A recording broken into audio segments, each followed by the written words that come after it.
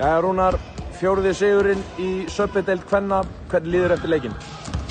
Mér líður bara mjög vel að koma hérna og taka sigurinn í Smárunum. Mér líður vel í Smárunum. Já. Og hérna, ég hef átt mörg góð tímabil hérna, þannig að það er gaman að koma hingað og taka 2 stig og bara á móti öflugu Blikaliði sem að hérna gera okkur erfitt fyrir.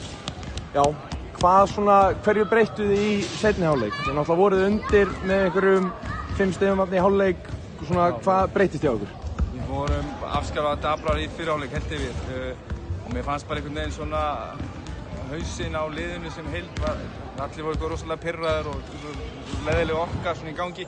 Þannig að við tölum bara það í hálfleik að hvað sem væri að angra okkur, að setjum það bara til hliðar og förum að spila körfubolta.